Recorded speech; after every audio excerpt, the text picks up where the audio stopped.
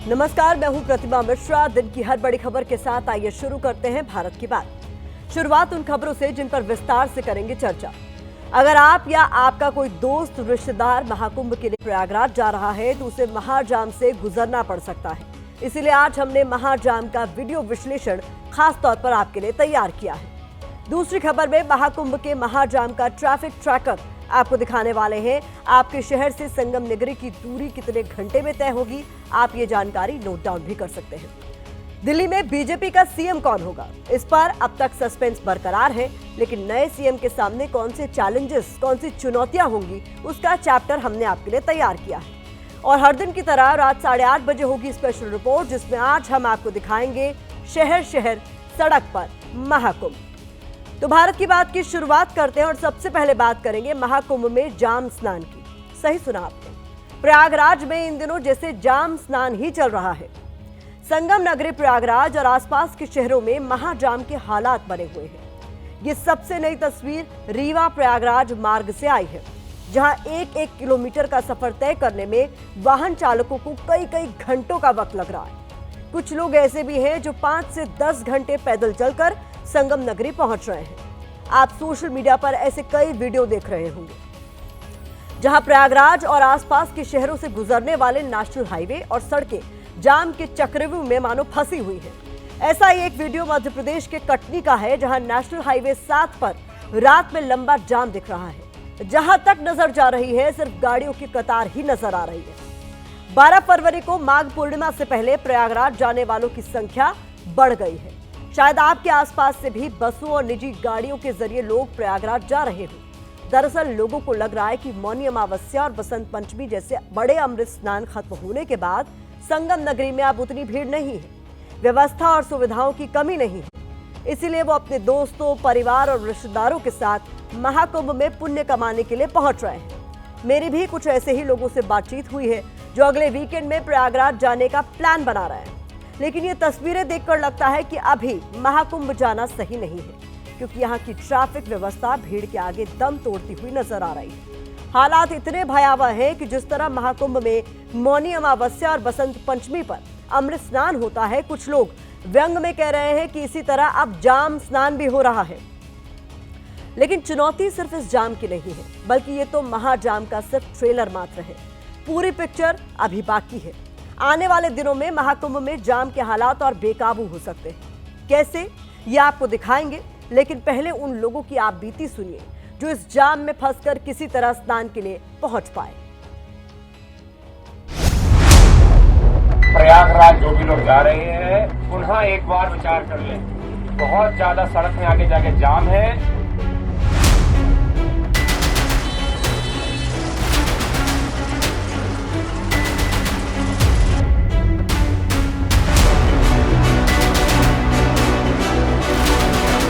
अब 45 साल उम्र हो गई, लेकिन ऐसा जाम मैंने देखा नहीं।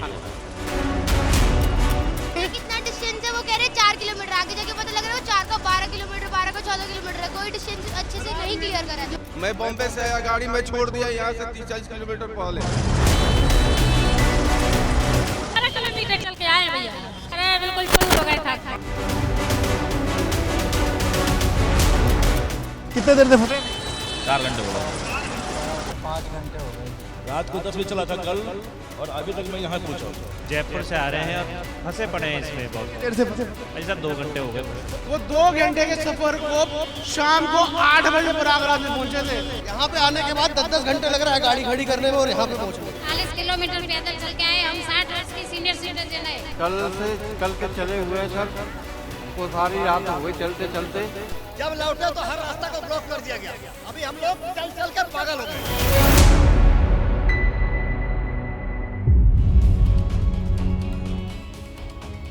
प्रयागराज में भीड़ बढ़ने और जाम की एक वजह तो माघ पूर्णिमा पर स्नान के लिए पहुंच रहे श्रद्धालुओं की संख्या है। इसके अलावा कुछ और कारण भी हैं जो प्रशासन की लापरवाही की तरफ इशारा कर रहे हैं। अगर प्रशासन उन पर पहले से ध्यान देता तो शायद संगम नगरी की तस्वीर ऐसी नहीं होती।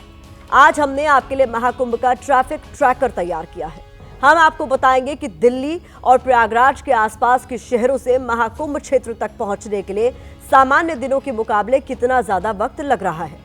आप ये जानकारी देखने के बाद अपने दोस्तों और रिश्तेदारों के साथ शेयर भी कर सकते हैं, ताकि अगर वो महाकुंभ जाने का प्लान बना रहे हैं तो इसे देखकर थोड़ा सा सतर्क हो जाए। दिल्ली से सामान्य दिनों में प्रयागराज पहुंचने में गाड़ी से 12 घंटे लगते हैं, जो जाम की वजह से बढ़कर 30 घंटे हो गए हैं।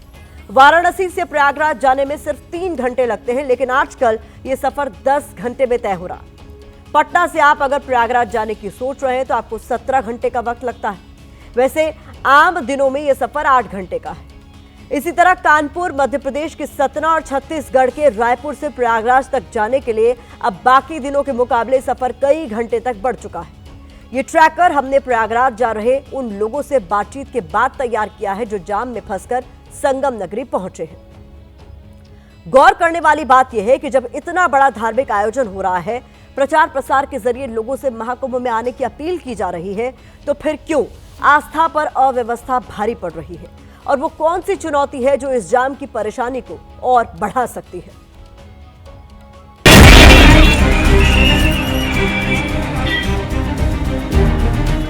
बहुत मुश्किल लग रहा है, बहुत मुश्किल, नहीं चल पाएंगे। बहुत मुश्किल, हम लोग 4 बजे से यहाँ इंतजार कर रहे हैं मैडम। प्रयागराज शहर में एंट्री का रास्ता है, इस सड़क पर देखिए, इस पर भी लंबा जाम लगा हुआ है। ना आप प्रयागराज शहर में एंट्री कर सकते हैं और ना यहाँ से बाहर जा सकते हैं। सड़कों पर भीषण जाम है, बसों में बेकाबू भीड़ है, ट्रेनें भी आस्था के सैलाब के आगे जैसे हाफ रही है। महाकुंभ नगरी में स्नान से ज्यादा जाम की चर्चा है, लेकिन सवाल यह है कि आखिर ऐसे हालात बने कैसे? प्रयागराज और उसके आसपास के शहरों में मौजूद हमारे सहयोगियों से मिली जानकारी के आधार पर इसकी जो वजह सामने आई है, उसके मुताबिक इसकी पहली वजह तो माघ पूर्णिमा के चलते श्रद्धालुओं की भारी भीड़ है। दूसरा, प्रयागराज प्रशासन की आसपास के शहरों के साथ समन्वय में कमी दिख रही है, जिससे ट्रैफिक मैनेजमेंट में दिक्कतें आ रही हैं। महाकुंभ में वीआईपी मूवमेंट लगातार जारी है, जिसकी वजह से बार बार ट्रैफिक डाइवर्ट हो रहा है और जाम के हालात बन रहे हैं। इसके अलावा प्रयागराज के बाहर और शहर के अंदर भी जगह जगह बैरिकेडिंग की गई है, इससे भी लोगों का सफर लंबा हो गया है। सिर्फ प्रयागराज जा रहे लोग ही इस अव्यवस्था से परेशान नहीं है, बल्कि प्रयागराज में रहने वाले स्थानीय लोग भी दिक्कतों का सामना कर रहे हैं। पूरा का पूरा रोड ब्लॉक कर दे, कोई मैनेजमेंट किसी भी प्रकार का संतुष्ट नहीं है। इस बार का टोटल वीआईपी कल्चर अपना के सबको बर्बाद किया इन्होंने, पूरी पब्लिक त्रस्त हो गई है। और उधर पुल के उधर बहुत जाम लगा था, फिर आने के बाद ये 3000 रुपया मेरे को यहाँ तक छोड़ने के लिए। आने वाले दिनों में जाम की स्थिति और बिगड़ने की आशंका जताई जा रही है।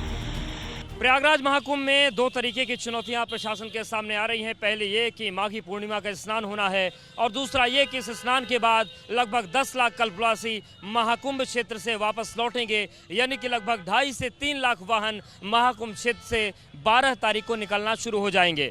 ऐसे में जो ट्रैफिक का 2 तरफा दबाव है वो महाकुंभ पर बढ़ेगा, और सवाल ये है कि जब एक तरफा दबाव ही प्रयागराज और आसपास के जिले नहीं झेल पा रहे हैं, तब 2 तरफा मूवमेंट जब बढ़ेगा, उस वक्त ट्रैफिक और शहरों की हालत क्या होगी? मौजूदा समय में जरूरी वाहनों और प्रशासन की गाड़ियों को ही मेला क्षेत्र में जाने की इजाजत है। बाकी लोगों को मेला क्षेत्र से दूर गाड़ियां खड़ी करके पैदल जाना होता है। मैं दिल्ली से आ रहा हूँ, नोएडा से। मैंने परेशानी फेस करी है। परसों रात को 10 बजे चला हूँ और आज सुबह मैंने दर्शन किए हैं। साधन सही नहीं है यहाँ, बिल्कुल नहीं, और कोई बताता भी नहीं है ढंग से। केवल वीआईपी के लिए है, पब्लिक के लिए कुछ नहीं है। बहुत परेशानी है यहाँ पे, बहुत ज्यादा वो है। तो गाड़ी से 30 घंटे से आ रहे हैं गुड़गांव से, इतनी दूर नेहरू पार्क में पार्क करिए गाड़ी, उसके बाद भी तो चल के आ रहे हैं। कुछ भी वो ऑटो भी नहीं है कुछ। उम्मीद है कि प्रशासन ने कल्पवास के बाद अपने घर जाने वाले लोगों के लिए विशेष इंतजाम किए होंगे, लेकिन अगर प्रशासन उस स्थिति के लिए तैयार नहीं होगा तो अभी दिख रहा जाम का ये दृश्य और भी भयावह हो सकता है। महाकुंभ और प्रयागराज के आसपास जाम से जनता भले ही एक जगह फंसकर खड़ी है, लेकिन राजनीतिक बयानों की गाड़ी टॉप गियर में रफ्तार भर रही है। महाकुंभ में भगदड़ के बाद विपक्ष लगातार ऐसे मौके तलाश रहा है जिसे हथियार बनाकर योगी सरकार को कटघरे में खड़ा किया जा सके। समाजवादी पार्टी के अध्यक्ष अखिलेश यादव ने बीते 24 घंटे में महाकुंभ में बद इंतजामी दिखाते हुए कई वीडियो अपने एक्स हैंडल पर शेयर किए हैं। किसी में वो जाम के बहाने सरकार को घेर रहे हैं, तो कहीं वीआईपी घाट का वीडियो दिखाकर व्यवस्था पर सवाल उठा रहे हैं, तो किसी पोस्ट में उन्होंने श्रद्धालुओं को हो रही परेशानियों की लंबी चौड़ी लिस्ट बनाकर शेयर की है। उधर अखिलेश यादव के आरोपों पर यूपी के डिप्टी सीएम केशव प्रसाद मौर्य ने पलटवार किया। उन्होंने एक्स पर पोस्ट में लिखा है कि अखिलेश यादव जी, महाकुंभ को लेकर अनर्गल प्रलाप बंद कीजिए।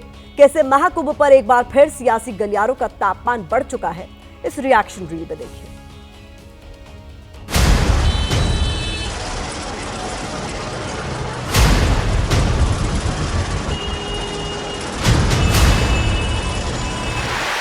प्रयागराज में जितने भी रास्ते हैं आने जाने के, सब पे जाम है।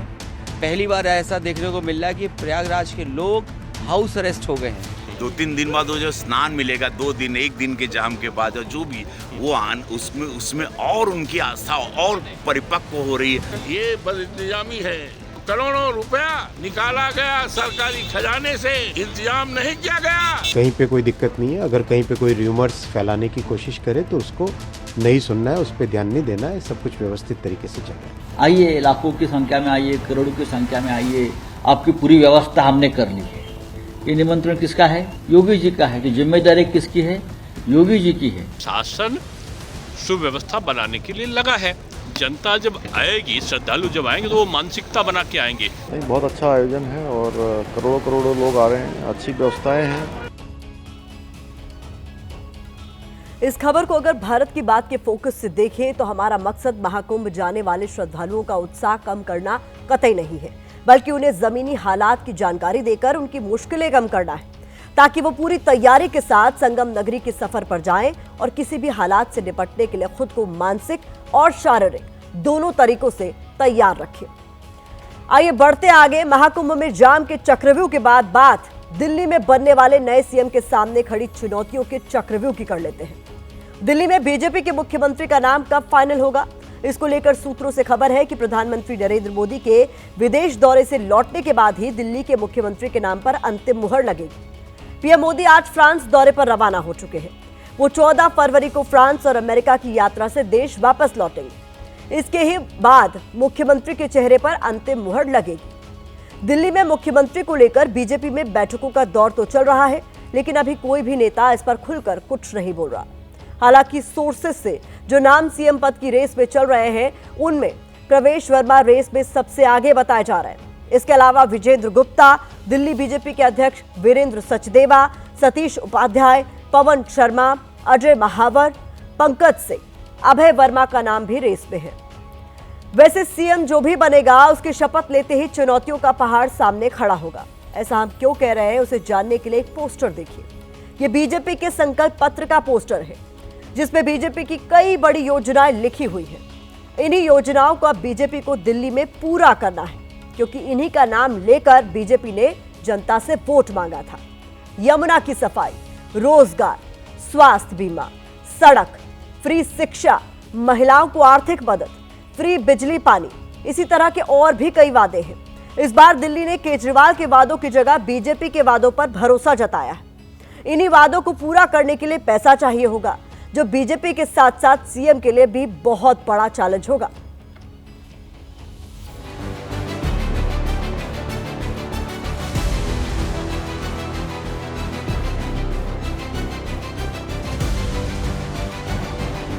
आतिशी के इस्तीफे के साथ ही सूत्रों से खबर आई कि एलजे सक्सेना ने आतिशी से कहा है, आपको यमुना मैया का शाप लगा है।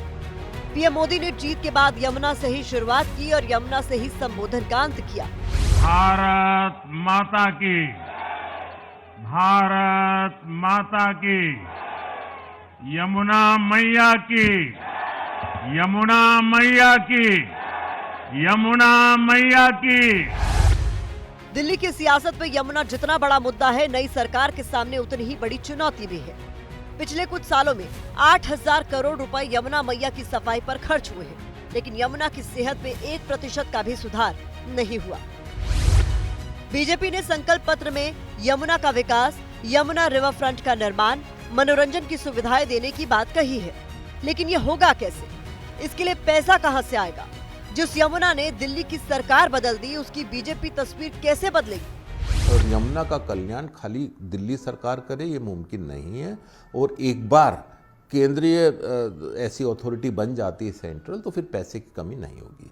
उसमें असिस्टेंस दिल्ली गवर्नमेंट को भी देना चाहिए, सेंट्रल गवर्नमेंट को भी, और जो दूसरी स्टेट्स हैं चाहे वो हरियाणा हो या यूपी हो, उनको भी देना चाहिए, और साथ साथ प्राइवेट सेक्टर का पार्टिसिपेशन इसमें बहुत जरूरी है। फ्रीबीज वाली चुनौतियों के बीच दिल्ली से आप फ्री हो चुकी है, लेकिन बीजेपी ने भी इसी पिच पर बैटिंग कर सत्ता हासिल की है। दिल्ली में बीजेपी ने महिलाओं को 2500 रुपए हर महीने देने का वादा किया है।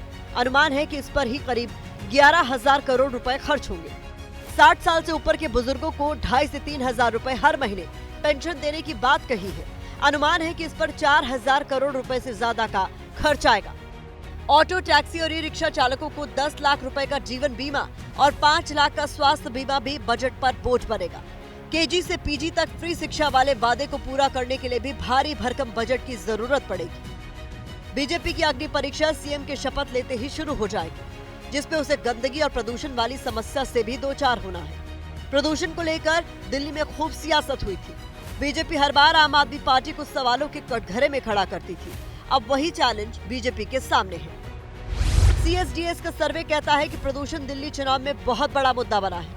10 में से 8 लोगों ने माना कि प्रदूषण से दिल्ली की हालत खराब है, इस पर गंभीरता से काम होना चाहिए। इसको लेकर अब बीजेपी को भी गंभीर होना होगा, जो बहुत बड़ा चैलेंज है। दिल्ली की हवा में घुले जहर को निकालने का जिम्मा अब नए सीएम के पास होगा, जिसके लिए केंद्र की मदद के साथ साथ पानी, हवा और प्रदूषण को कम करने के लिए बेहतर योजना पर काम करना होगा। लेकिन इसके लिए भी तिजोरी में पैसे चाहिए होंगे। पहले भी यहाँ पर ये सरप्लस बजट हुआ करता था।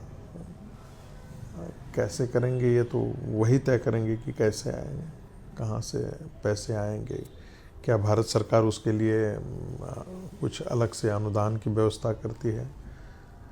यदि ये बात होती है तो फिर बाकी सारे राज्य भी इसी दिशा में मांग करना शुरू कर देंगे।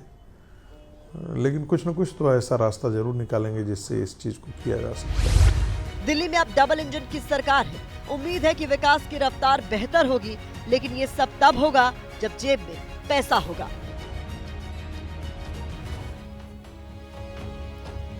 दिल्ली में बीजेपी के नए सीएम के सामने सबसे बड़ी चुनौती मुफ्त योजनाओं वाले वादों को पूरा करने की होगी, क्योंकि जिस वक्त दिल्ली के सियासी गलियारों में इस तरह की चर्चाएं चल रही हैं, उस समय महाराष्ट्र से खबर यह है कि फडणवीस सरकार को फ्रीबीज वाली कई योजनाओं का फंड जुटाने में मुश्किल हो रही है।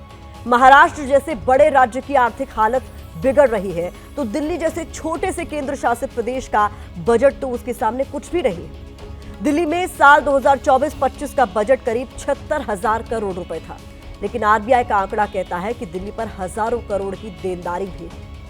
साल 2024 में दिल्ली पर 10,795 करोड़ रुपए की देनदारी थी, जो इस साल मार्च तक बढ़कर 15,881 करोड़ रुपए हो जाएगी।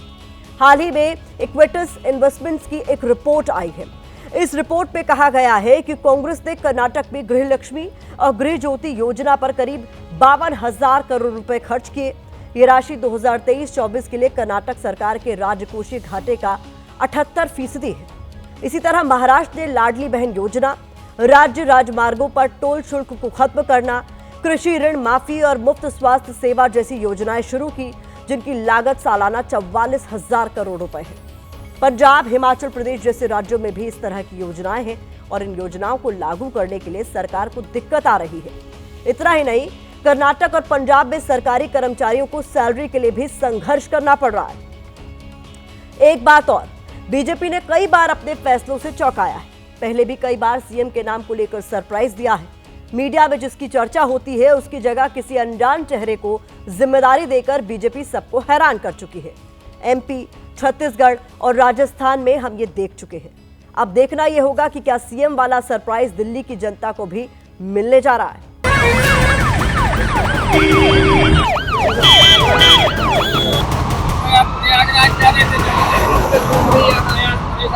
लखनऊ से प्रयागराज के जो हाईवे है, वहाँ की स्थितियाँ आप देखिए तो बड़ी संख्या में श्रद्धालु आपको यहाँ पर दिखाई देंगे, जो अलग अलग गाड़ियों से संगम की तरफ जाना चाहते हैं।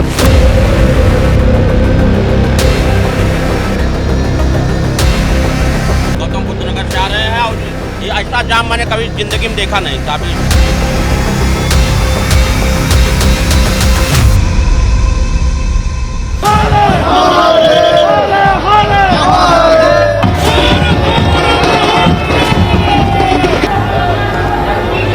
थोड़ी चल रही है, सिटी के बाहर जहाँ से एंट्री हो रही है, दिल्ली से लोग आ रहे हैं, कानपुर से लोग आ रहे हैं, लखनऊ से आ रहे हैं, वो परेशानी फेस कर रहे हैं। अब हम जा रहे हैं, हम कैसे जाएंगे, हमारा जीव जानता है, इतनी परेशानी, इनकी तबीयत खराब हो रही है। जब लौटे तो हर रास्ता को ब्लॉक कर दिया गया, अभी हम लोग चल चल के पागल हो गए।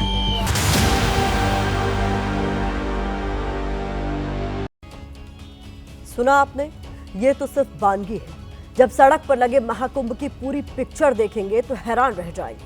प्रयागराज पहुंचने से पहले ही कई किलोमीटर लंबा जाम लगा हुआ है। देश की चारों दिशाओं से प्रयागराज पहुंचने की कोशिश कर रही गाड़ियां कुंभ के द्वार तक कब और कैसे पहुंचेंगी, ये एक पहेली बन चुका है। 29 जनवरी को मौनी अमावस्या के स्नान वाले दिन भगदड़ के बाद भीड़ कम हो गई थी, लेकिन 5 फरवरी के बाद से प्रयागराज में भीड़ दोबारा बढ़ी और ऐसी बढ़ी कि चक्का जाम के हालात पैदा हो गए। प्रयागराज हाईवे से लेकर संगम के घाट तक पहुंचने के रास्ते में लोगों का रेला लगा हुआ है। आज हम आपको भारत की बात पे दिखाएंगे घाट पर नहीं बल्कि सड़क पर लगे महाकुंभ का तस्वीरों के साथ पूरा विश्लेषण।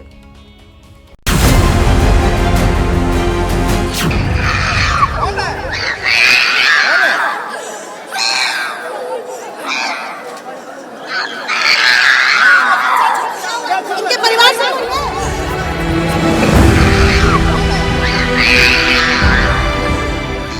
बच्चा बिलख बिलख कर रो रहा है और ट्रेन स्टेशन छोड़ चुकी है।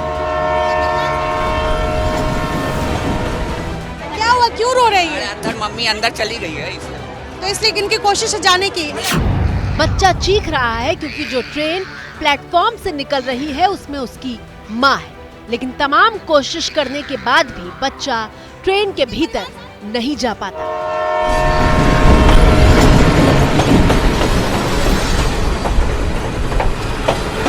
और देखिए जरा परिवार के कुछ लोग अंदर पहुंच चुके हैं और ये छोटा सा बच्चा है जिसकी कोशिश है कि मैं अंदर जाऊं, क्योंकि इनकी जो माँ है वो अंदर घुस गई है।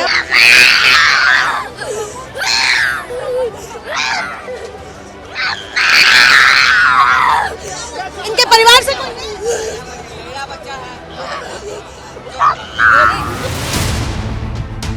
तस्वीरें बिहार की राजधानी पटना स्टेशन की हैं, जहां कुंभ जाने वाली ट्रेनों की हालत इतनी खराब है कि एसी डिब्बों में रिजर्वेशन होने के बावजूद सीट तक पहुंचना नामुमकिन साबित हो गया है। ये उन ट्रेनों की स्थिति है जिसमें रिजर्वेशन है, यात्रियों के पास कंफर्म टिकट है, लेकिन उसके बावजूद परिवार के कुछ लोग चढ़ जा रहे हैं ट्रेन में और कुछ लोग छूट जा रहे हैं, क्योंकि कुंभ जाने वाले यात्रियों की संख्या इतनी ज्यादा है पटना जंक्शन पर कि इस वजह से तमाम जो आम यात्री हैं जिनको कुंभ नहीं जाना है, अलग अलग जगह जाना है, उन लोगों को भी दिक्कतें आ रही हैं। बहुत मुश्किल लग रहा है, बहुत मुश्किल, नहीं चढ़ पाएंगे। कितनी ट्रेन में अब तक कोशिश कर चुकी हैं आप चढ़ने? 2 में तो कोशिश कर चुकी हूँ। 10 ट्रेन कोशिश किए हैं, ट्रेन कोशिश कर चुकी जोगबनी से ही बहुत मुश्किल। हम लोग 4 बजे से इंतजार कर रहे हैं मैडम। इसी ट्रेन में आम लोगों को जाना जरूरी नहीं है, ठीक है ना। बहुत भीड़ है, बुजुर्ग हैं, मर जाएंगे सब। सरकार को इस पे एक्शन लेना चाहिए। कितनी ट्रेन में कोशिश की है जाने की? 7वां ट्रेन में जब खुलेआम कर दिया, पूरा देश में घोषणा कर दिया, जो इतना आदमी आ रहा है उस हिसाब से ट्रेन भी होना चाहिए। बोगी इतना छोटा है, आगे वाला अभी हम शहर करके उतर गए, दम घुटने लगा। और ऐसा बिल्कुल मत सोचिए कि सिर्फ पटना के स्टेशन का यह हाल है। यूपी, बिहार से लेकर गुजरात और दिल्ली से प्रयागराज जाने वाली तमाम ट्रेनें ठसाठस भरी हुई हैं। कल प्रयागराज जंक्शन से 330 गाड़ियां निकली है और आज भी बहुत ही व्यवस्थित तरीके से चल रहा है। जैसा आपने वॉर रूम के इसमें देखेंगे, कहीं पे कोई दिक्कत नहीं है। अगर कहीं पे कोई र्यूमर्स फैलाने की कोशिश करे तो उसको नहीं सुनना है, उस पर ध्यान नहीं देना है। सब कुछ व्यवस्थित तरीके से चल रहा है। ट्रेनों की स्थिति कितनी खराब है उसकी इस तस्वीर से बड़ी मिसाल क्या होगी। वाराणसी में श्रद्धालुओं की भीड़ ऐसी है कि ट्रेन के इंजन पर ही कब्जा कर लिया था, क्योंकि उन्हें किसी दूसरी ट्रेन में बैठने की जगह नहीं मिली थी। हालांकि बाद में जेआरपी ने लोगों को इंजन से बाहर निकाला। ट्रेनों में टिकट नहीं मिल रही तो लोग मध्य प्रदेश के कटनी और रीवा से लेकर भोपाल जैसे शहरों से सड़क के रास्ते ही कुंभ के लिए रवाना हो रहे हैं। लेकिन रास्ते में कई किलोमीटर तक पसरे भयानक जाम से उनका सामना हो रहा है। तस्वीरें मध्य प्रदेश के रीवा में उस रास्ते की है जो प्रयागराज तक ले जाता है, लेकिन रीवा ऐसे जाम का गवाह बना जो शायद उसने इससे पहले कभी नहीं देखा था। मध्य प्रदेश के रीवा से प्रयागराज की दूरी करीब 134 किलोमीटर है। आम दिनों में रीवा से प्रयागराज पहुंचने में 2 से 3 घंटे का वक्त लगता है, लेकिन आजकल 134 किलोमीटर की दूरी तय करने में 8 से 10 घंटे का वक्त लग रहा है। 12 फरवरी को माघी पूर्णिमा का स्नान है। शुभ अवसर पर स्नान करने के लिए महाराष्ट्र से लेकर मध्य प्रदेश तक से श्रद्धालु किसी भी तरह बड़ी संख्या में प्रयागराज पहुंच रहे हैं। प्रयागराज महाकुंभ में कई रिकॉर्ड कायम हुए हैं। रिकॉर्ड कायम हुआ है श्रद्धालुओं की संख्या को लेकर। आज भी अगर हम बात करें तो दोपहर 12 बजे तक ही 75 लाख से ज्यादा श्रद्धालु आस्था की डुबकी लगा चुके हैं। लेकिन इस महाकुंभ में जहां एक तरफ श्रद्धालुओं का रिकॉर्ड बन रहा है, वहीं महाजाम का भी रिकॉर्ड बन रहा है। बहरहाल जो श्रद्धालु आ रहे हैं उनको लंबा पैदल चलना पड़ रहा है। किसी को 15 किलोमीटर चलना पड़ रहा है, किसी को 5-7 किलोमीटर और किसी को 30-30 किलोमीटर तक। लेकिन प्रयागराज पहुंचने से करीब 50 किलोमीटर पहले से ऐसी तस्वीरें दिखाई दे रही हैं। पहली नजर में आपको देखकर लग सकता है कि ये आम जाम की तस्वीर है, लेकिन यकीन मानिए ये कोई आम जाम नहीं है। प्रयागराज के रास्ते में मिलने वाला ये वो जाम है जो जनता के जी का जंजाल बन गया है। माघी पूर्णिमा के पहले प्रयागराज जाने के लिए श्रद्धालुओं का तांता लगा हुआ है। इस वक्त संगम से लगभग 35 किलोमीटर पहले हम मौजूद हैं। लखनऊ से प्रयागराज के जो हाईवे है वहाँ की स्थितियाँ आप देखिए तो बड़ी संख्या में श्रद्धालु आपको यहाँ पर दिखाई देंगे जो अलग अलग गाड़ियों से संगम की तरफ जाना चाहते हैं। बड़ी संख्या में बसेज आपको दिखाई देंगी, बड़ी संख्या में जो प्राइवेट व्हीकल्स हैं, 4 व्हीलर्स हैं, वो यहाँ पर दिखाई देंगे और लोग काफ़ी देर से यहाँ पर फंसे हुए हैं। जयपुर से आ रहे हैं और फंसे पड़े हैं इसमें। बहुत देर से फंसे? अजी सर 2 घंटे हो गए फंसे। 2 घंटे? हाँ जी बिल्कुल 2 घंटे हो गए फंसे। ये देखिए राजस्थान नंबर की गाड़ी है जो आ रही है, ये छत्तीसगढ़ की गाड़ी है जो यहाँ पर जाती हुई आपको दिखाई दे रही है। गुजरात की गाड़ी आपको दिखेगी, गोरखपुर की जो गाड़ी है वो यहाँ पर आपको दिखाई देगी। यूपीएससी आगरा की गाड़ी है और दिल्ली की गाड़ियाँ हैं, हिमाचल प्रदेश की गाड़ियाँ हैं। ये देखिए एचपी की गाड़ी है। अलग अलग शहरों से लोग जो है वो संगम जाना चाह रहे हैं। 10-12 घंटे से जाम में फंसी इन गाड़ियों में बच्चे भी थे और बुजुर्ग भी। कितने देर से फंसे भैया? 4 घंटे हो गए भाई साहब। 4 घंटे? 4 से 5 घंटे हो गए दिल्ली से, और अब तक नहीं पहुंचे। कितने देर से फंसे हुए? कब से फंसे हैं आप लोग? 2 घंटे हो गए भैया। हाँ 2 घंटे। मैं नोएडा से आ रहा हूँ, नोएडा से। दिल्ली से आ रहा हूँ मैं। कल रात का 10 बजे चला हुआ हूँ। रात को 10 बजे चला था कल और अभी तक मैं यहाँ पहुँचा। मिले वो बोलते हैं कि आप लोग क्यों लेके आए, आप लोग माँ का घर में बैठ के सेवा करिए। तो हमने बोला आपने आयोजन क्यों किया? आप ही ने हाईलाइट किया ना, आपने ही इतना प्रचार किया कि हम लेके आए माँ को। मैं कुछ कहूं उससे पहले आपको तस्वीरें दिखा देता हूं और ये तस्वीरें शायद सब कुछ बयां कर देंगी, पूरी कहानी को, पूरी तस्वीर को साफ तौर पर दिखा देंगे। इस वक्त हम मौजूद हैं झूसी एंट्री पॉइंट पर, यानी प्रयागराज शहर से झूसी के रास्ते बाहर जाने का रास्ता है। सोचिए आने के लिए लोगों को कितने घंटे की कवायद करनी पड़ी, वो अलग बात है, लेकिन वापस जाने में भी वही जद्दोजहद लोगों को झेलनी पड़ रही है। जहां तक आपकी नजर जाएगी इसी तरह गाड़ियों का लंबा काफिला आपको देखने को मिलेगा। देखिए एक तरफ वाहन जा रहे हैं और दूसरी तरफ जो पैदल श्रद्धालु हैं, पैदल श्रद्धालु भी इसी भीड़ में जा रहे हैं।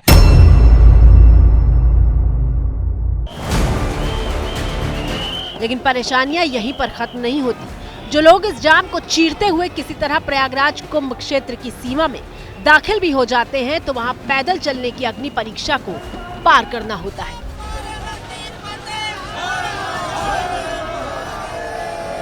बाईं तरफ आपको दिखा देते हैं, ये प्रयागराज शहर में एंट्री का रास्ता है। इस सड़क पर देखिए, इस पर भी लंबा जाम लगा हुआ है। ना आप प्रयागराज शहर में एंट्री कर सकते हैं और ना यहां से बाहर जा सकते हैं। कितने घंटे आपको लगेंगे 5, 7, 10 किलोमीटर के दूरी तय करने में इसका जवाब आज तक कोई अधिकारी नहीं दे पा रहा है। कोई भी साफ तौर पर यह नहीं बता पा रहा है कि आखिर ये जाम की जो समस्या है वो कब खत्म होगी। लगातार तस्वीरें दिखाई जा रही हैं, लगातार लोग परेशानी अपनी बयां कर रहे हैं, साझा कर रहे हैं, लेकिन आज तक शायद कोऑर्डिनेशन नहीं बन पड़ा है या प्लान नहीं बना हुआ है, और अगर प्लान बना भी है तो वो ग्राउंड जीरो पर इम्प्लीमेंट नहीं हो पा रहा है। ये प्रयागराज से सोमवार आई सबसे ताजा तस्वीर है, जहां भीड़ देखकर इस बात का अंदाजा लगाया जा सकता है कि कैसे एक बार फिर से प्रयागराज कुंभ मेला क्षेत्र में भीड़ की शक्ल में आस्था का सैलाब उमड़ता दिखाई देने लगा है। माघी पूर्णिमा स्नान के 2 दिन पहले प्रयागराज महाकुंभ में श्रद्धालुओं की भीड़ बढ़ती जा रही है। जो तस्वीरें यहाँ पर आप देख रहे हैं, ये काली बाघंबरी चौराहा है। दाहिने से बाएं जो रोड जा रही है काली मार्ग रोड है, और सीधे की तरफ में जो रोड जा रही है बाघंबरी की तरफ जाने की रोड है। और इस वक्त यहाँ पर ये डाइवर्जन जो है वो लगा दिया गया है। मौके पर मौजूद एबीपी न्यूज संवाददाता विवेक राय ने कुंभ स्नान करने आए लोगों से बात की तो उनके भीतर का रोष फूट पड़ा। जहाँ से एंट्री हो रही है, दिल्ली से लोग आ रहे हैं, कानपुर से लोग आ रहे हैं, लखनऊ से आ रहे हैं, वो परेशानी फेस कर। कहाँ से आ रहे हैं? मैं दिल्ली से आ रहा हूँ, नोएडा से। मैंने परेशानी फेस करी है कल रात को। कहाँ तक? प्रयागराज एंट्री में मैं परसों रात को 10 बजे चला हूँ और आज सुबह मैंने दर्शन किए हैं। वहाँ से हमने पहले बाइक लिया, बाइक से फिर यहाँ आए। कितने पैसे? 500 रुपए पर हेड। क्या सुविधा दे रखी है इन लोगों ने? चलो पीने का पानी ढंग से नहीं दे रखा, किसी चीज के आने जाने की सुविधा नहीं है। एक बुजुर्ग औरत यहाँ गिर रही है, किसी बाइक वालों को बोल रही है कि भाई मुझे बाहर तक छोड़ दे, मेरे से नहीं चला जा रहा। तो इसका मतलब ये थोड़ी ना कि उसको ऐसे छोड़ के चल दो। पुलिस प्रशासन क्या कर रही है? सो रही है पुलिस प्रशासन। लोग हजारों रुपए खर्च करके आए और वो ऐसे यही चक्कर मार के घूम रहे। बताया जा रहा है कि 5 फरवरी को प्रधानमंत्री मोदी के कुंभ में स्नान करने के बाद से लोगों की भीड़ प्रयागराज की तरफ कूच करने लगी। 7, 8 और 9 फरवरी को बड़ी संख्या में लोग अपनी गाड़ियों से ही प्रयागराज के लिए निकल लिए। कुछ रिपोर्ट्स के मुताबिक पिछले 3 दिन में करीब 15 लाख गाड़ियां प्रयागराज शहर में दाखिल हुई और जिस रफ्तार के साथ गाड़ियां आई उस रफ्तार से बाहर नहीं निकली। प्रयागराज क्षेत्र की तमाम पार्किंग फुल हो गई। लोग 15 किलोमीटर पहले अपनी गाड़ियां छोड़कर स्नान के लिए पहुंचे, लेकिन वापस गाड़ी तक पहुंचने में उनके पसीने छूट रहे। चले हुए हैं सर, हमको सारी रात हो गई चलते चलते। पैदल 20 किलोमीटर चलना पड़ा सर। उधर से पूरा जाम था, कार की पार्किंग की कोई जगह नहीं थी। नहीं संभल रहा है, बहुत भीड़ है, बहुत कोई व्यवस्था नहीं है। कितना चलना पड़ा पैदल? 7 किलोमीटर। यहाँ पे आने के बाद 10-10 घंटे लग रहा है गाड़ी खड़ी करने में और यहाँ पे पहुँचने में। जो हिसाब लगाया था वो हदें पार कर गया। जाम मिलेगा ये सोचकर तो आए थे, लेकिन उसकी तमाम सीमाएं टूट जाएंगी इसकी कल्पना ही नहीं की थी। और यही वजह है कि महाकुंभ स्नान के लिए पहुंचे श्रद्धालुओं का गुस्सा सामने आ रहा है। दिन खराब हो गया सर। कल सुबह हम यहाँ पर 7 बजे खड़े हो गए थे, मात्र 80 मिनट दिखा रहा था नेविगेशन से कि 2 घंटे का सफर है। वो 2 घंटे के सफर को शाम को 8 बजे प्रयागराज में पहुंचे थे। कोई व्यवस्था नहीं। पुलिस वालों से पूछो, आगे चले जाओ, 2 किलोमीटर बाद मूव कर गया हो। लोगों की शिकायत है कि घाट तक पहुंचने का कोई जरिया नहीं है और कई किलोमीटर पैदल चल रहे यात्रियों से बाइक और ऑटो वाले मनमाफिक पैसे ले रहे हैं। तो हम लोग वहाँ से ऑटो से आए, 1000 रुपया लिया सिर्फ 3 सवारी का। यहाँ का व्यवस्था ठीक है, लेकिन यहाँ का जो आसपास की व्यवस्था है वो बहुत गंदगी है। भीड़ इतनी है कि सिर्फ पब्लिक ही नहीं, प्रशासन की भी सांस फूल रही है। और देखिए कितनी बड़ी संख्या में श्रद्धालु पहुंच रहे हैं। ऐसे में कई तैयारियां उत्तर प्रदेश सरकार और मेला प्रशासन की तरफ से की गई हैं। जो पुलिस की व्यवस्थाएं हैं उसके पैम्पलेट्स और पोस्टर्स लगाए गए हैं कि अगर कोई किसी इमरजेंसी में फंसता है तो वो उनसे संपर्क करे। इसके अलावा देखिए सड़क के किनारे लोगों की बढ़ती भीड़ को देखते हुए शौचालय बना दिए गए हैं। जो भीड़ का डाइवर्जन है उस पर भी फोकस किया जा रहा है। हालांकि ऐसा नहीं है कि प्रशासन कोशिश नहीं कर रहा, लेकिन भीड़ इतनी ज्यादा है कि सारे इंतजाम बौने साबित हो रहे हैं। मौजूदा प्रशासन है उसकी उतनी कमियां नहीं है। जो बाहर से कंपनियां बुलाई गई हैं वो घुमाए जा रहे हैं। जिस व्यक्ति को 2 किलोमीटर चलना है उसे लगभग 10 किलोमीटर चलना पड़ रहा है। इतने प्लाटिन पुल बनाए गए, 20 प्लाटिन पुल बनाए, 30 और 30 में से चल रहे हैं 4, तो उन्हें क्या देखने के लिए बनाया गया है? यदि वो व्यवस्थाएं करनी नहीं थी, देनी नहीं थी, तो पुल बनाए क्यों गए, ये सोचने का विषय है। महाकुंभ में देश भर के 45 से 50 करोड़ श्रद्धालुओं के स्नान का अनुमान लगाया गया था, लेकिन माघी पूर्णिमा के स्नान से पहले ही 44 करोड़ का आंकड़ा पार कर चुका है। कल्पना कीजिए मंगलवार से प्रयागराज की कैसी तस्वीर होगी जब स्नान के लिए पूरे देश से श्रद्धालुओं का तांता वहां जमा हो जाएगा। क्योंकि महाकुंभ है, जब पहले से पता था कि लगभग 45 करोड़ व्यक्ति कुंभ में डुबकी लगाएंगे, तो हमारे हिसाब से तो पहले एक पार्किंग एरिया अलॉट कर देना चाहिए था और वहां से सरकारी सेवा प्रारंभ करनी चाहिए थी, जिससे ना तो जाम लगता और ना ही किसी प्रकार से किसी यात्री को पैदल चलना पड़ता। वहां से ऐसी सरकारी वाहनों की व्यवस्था की जाती कि एक ग्राउंड में 1, 2, 3 जैसे जिस क्षेत्र से आ रहे हैं, जैसे चित्रकूट से आ रहे हैं या कानपुर से आ रहे हैं या काशी से आ रहे हैं, तो उस क्षेत्र में वहां पर वाहनों के लिए एक सुनिश्चित स्थान किया जाता और वहां से सरकारी सेवाएं चाहे बस के द्वारा चाहे 3 व्हीलर के द्वारा संगम तक पहुंचाया जाता या अखाड़ों के एक गंतव्य तक पहुंचाया जाता जहां से व्यक्ति जाकर आसानी से स्नान कर पाता। तो मेरे हिसाब से ये जो जाम की व्यवस्था है वो ना होती। मौनी अमावस्या के बाद प्रयागराज में जाम लगने की मोटी तौर पर 2 वजहें दिखाई दे रही हैं। पहली वजह माघी पूर्णिमा, जिसे स्नान और दान के लिए बेहद पवित्र दिन माना जाता है और इस वजह से श्रद्धालु बड़ी संख्या में प्रयागराज पहुंच रहे हैं। दूसरी वजह है 10 फरवरी का वीआईपी प्रोटोकॉल, जब देश की राष्ट्रपति द्रौपदी मुर्मू और उत्तराखंड के सीएम पुष्कर सिंह धामी जैसे लोग सपरिवार स्नान के लिए प्रयागराज पहुंचे। जाम और भीड़ की ये समस्या स्नान के बाद भी खत्म नहीं होती। देश के कोने कोने से आए करोड़ों श्रद्धालुओं की भीड़ स्नान के बाद वाराणसी में काशी विश्वनाथ मंदिर से लेकर अयोध्या में भगवान राम के मंदिर के लिए निकल पड़ती है और फिर जो तस्वीर सामने आती है उसमें वाराणसी और अयोध्या शहरों की सांस फूलती दिखाई दे रही होती है। तो मेरे साथ भारत की बात में फिलहाल इतना ही।